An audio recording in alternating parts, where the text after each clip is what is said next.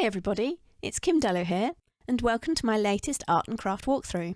I have another PaperArtsy make and take project to share today, and I'm going to decorate this handy wooden tape dispenser. But the techniques I'm using are all good for any sort of unvarnished wooden object. As always, the products I've been using are all listed below the video. I'm going to start this project with a base layer of Snowflake and vanilla PaperArtsy fresco finish paint, applied with either foam or a brush, and applied quite thinly. Benefits of using this paint is that it dries super fast, and as it has a chalky finish, it is a great surface to stamp on. You don't have to put a base layer down, you could skip this step if you wish, but as you will see when I come to add the colour, I like having some of the base layer just peeking through, and this adds a more tonal look to the colour, and therefore more interest to the final piece as a whole.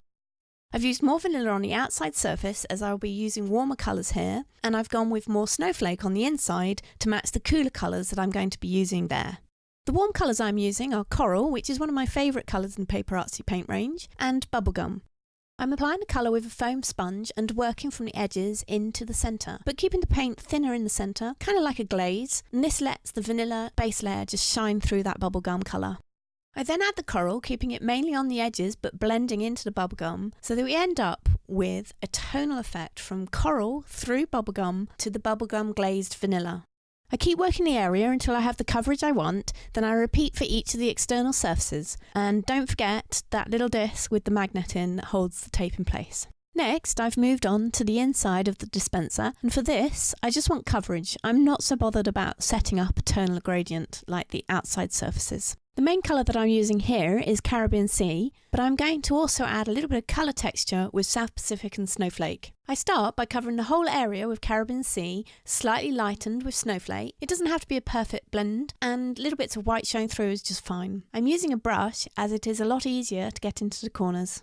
Then I add some South Pacific, and again I don't want a perfect blend, as I want the inside to have some areas of light and dark colour to give it some interest. Try not to get any blue on the outside, but if you do, don't worry too much, just wipe it off, and if you have to, cover it up with some more bubblegum and coral. Let the surfaces dry completely before moving on to the stamping. For my stamping decoration, I'm going to use Tracy Scott's ETS01 stamps with my own EKD03 stamps. These two sets complement each other really well.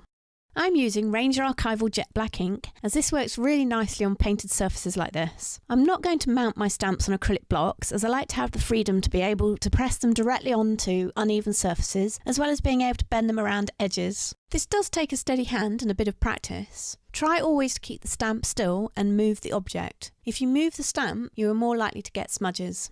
Don't worry if you don't get a good impression. These will disappear once you add the colour. If you want to make sure you have a darker line, then re-ink your ink pads before stamping.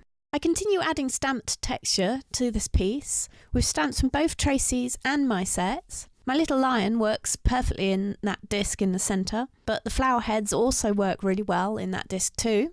I also added the sentiment for my set and then moved on to stamping the inside of the piece. Don't forget to add stamp details to all surfaces, front, back and sides. My natural design preference for this type of project is less is more when it comes to the stamping details. I kind of like a few pops of stamping details rather than a complete cover, but if you like it completely covered, then knock yourself out, go for it. Next I'm going to add some colour to just a couple of the stamped images. I'm using South Pacific and Coral, and I've picked these colours as they have only been used sparingly in the project so far, so they make a nice coordinating harmony when also used to colour the stamping.